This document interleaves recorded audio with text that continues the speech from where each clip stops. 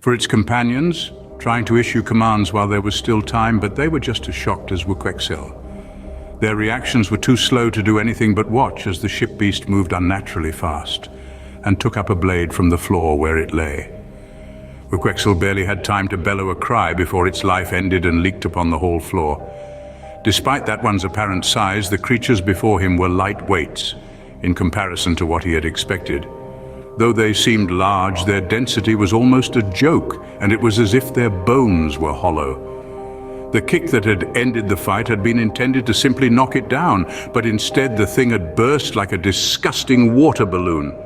As the human glanced down at the green gore on the ground, he saw some blue. Its stomach contents had been emptied upon the floor with the rest of it, and there in the middle of it was a face. Disgust tore through him. That was the crew member's head. The fucking thing had swallowed a head. It had killed a living, breathing, thinking form of life with intellect, and eaten it. Murder was one thing, but to disrespect the dead in such a way, to kill and eat a creature capable of true thought. The rage was back in an instant, unforgivable. He would end them. He would end them all. Zort and his personal squad had arrived just in time to see the other pack open fire on the ship beast.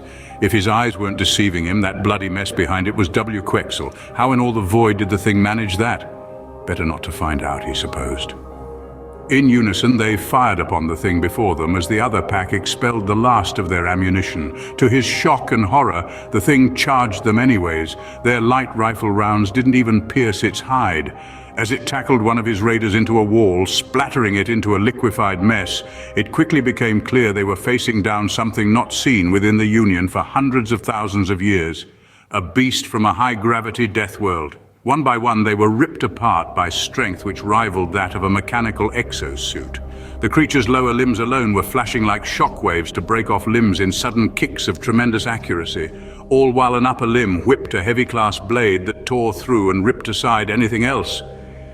Such a weapon took years to master, and just to swing such weight with accuracy was impressive in its own right.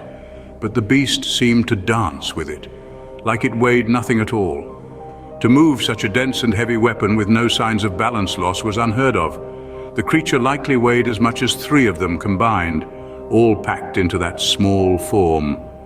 In his 15 cycles of military and raiding combat, Zort had never seen such strength.